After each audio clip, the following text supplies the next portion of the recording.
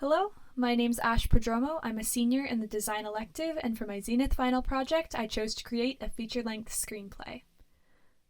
My initial inspiration came from films like Inception and Back to the Future Part 2, goal-based movies that span multiple distinct set pieces across time and space. I was also inspired by classic heist films like Ocean's 11. I wanted to combine the two genres into a heist-type movie with a time-traveling twist to update a genre that has, for the most part, died out. Of course, when I say for the most part, I'm mainly referring to Ocean's 8. This movie was another source of inspiration, mainly for its portrayal of powerful female characters in a male-dominated field. The film itself was initially conceived during our movie poster project. I've included the initial synopsis that I created for my pitch, along with the final poster. The story has changed a bit in translation from a design-focused poster to a film-focused screenplay, but I can definitely see my initial intentions here. You're probably wondering what exactly qualifies this project to be a design Zenith project. Along with the screenplay, I planned on also creating mood boards for each character and storyboards for relevant sections of the script. This, I felt, would effectively combine my previous experience in film and my current skills in English and design. I also enjoyed creating mood boards and storyboards as they give the screenplay a visual perspective that helps to properly illustrate the narrative, since film is ostensibly a visual medium.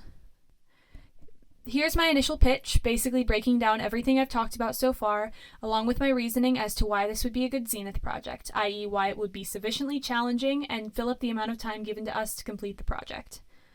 So my final screenplay ended up being 91 pages, which you'd think that would be a lot, but in terms of screenplays, it's pretty short. I included the title and first page here to show how I formatted each page like scene titles and introductions. Since this was the bulk of my project, I spent most of my time working on it, especially since I couldn't create storyboards without a screenplay to draw off of. It was definitely a tough process to chip away at writing a feature-length screenplay in 2 months. As you'll see in my next slide, I had to spend a lot of time focusing on characters, determining how they would respond to various situations and to each other. I didn't want Frankie, my main character, to be just an audience surrogate blank slate, so I made sure that she had multiple opportunities to express herself and demonstrate defined character traits. I tried to include my own style into the script, in both stage directions and dialogue, while keeping each character's speech patterns and sense of humor distinct and unique. Since I didn't film any scenes for my screenplay, and I'm not going to read out 91 pages to you right now, there's unfortunately not much I can show you of the script, but I'll include snippets of it on my Zenith website page, and maybe even embed a link to the Google Doc if you want to read it for yourself. Here's my calendar, and the deadlines that I set for myself. I actually ended up modifying my previous schedule a bit to include more page requirements. This actually ended up being really helpful and gave me more incentive to work on my screenplay consistently, as opposed to procrastinating until the next deadline and trying to write 30 pages in one night. I will say that this motivated me to prioritize filling a certain page requirement above spending a lot of time perfecting certain lines or story beats. However, in terms of finishing the screenplay overall, I'd say that my approach was a better solution in the long run. I actually had a lot of fun working on my mood boards, especially with Frankie's. I tried to give the other characters a more timeless, vintage feel, but I had the freedom to go modern with Frankie. I tried to give her a more androgynous silhouette and a bright 60s-inspired color palette to properly contrast with the aesthetics of the other characters. For the other characters, I took a lot of inspiration from the early 20th century in terms of color palette and style. In specific, I would say that Charles's design is more reminiscent of the early 1900s or 1910s to reflect how old-fashioned his character is. Remy and Dev are more inspired by the 1930s or 40s, though they're meant to be a bit more timeless. Even though male vintage fashion is pretty simple when compared to female vintage fashion, I wanted each character to stand out and have his own distinct style.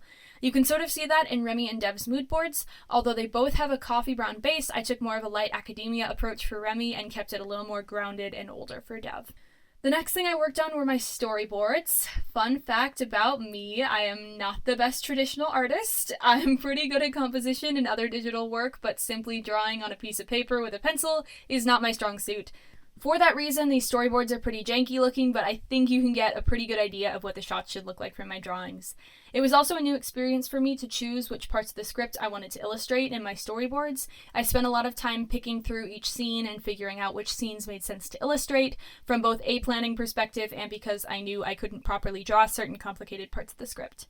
Overall, I wouldn't say I'm proud of these, but I think they do their job pretty well and give the reader a better understanding of what's happening in the script. To reflect on my experience for a moment, I would like to mention that the screenplay is not my best work. I spent a lot of time throwing a bunch of stuff at the wall to see what sticks, so there are a few times where the tone shifts pretty drastically, or characters act in ways that might contradict previously established traits. That being said, this is the first script that I've ever completely finished, which carries with it a certain amount of pride. There are some legitimately good moments that I'm fairly proud of, in particular certain interactions between characters that allow each party to be fleshed out and their motivations to be expanded upon. I don't think I'll ever adapt this onto the screen anytime soon, not without some serious revisions, but for what it is, I'm proud of this scrappy little screenplay. If nothing else, it was a good writing exercise and a way to learn the ropes of storytelling and screenwriting. Thank you.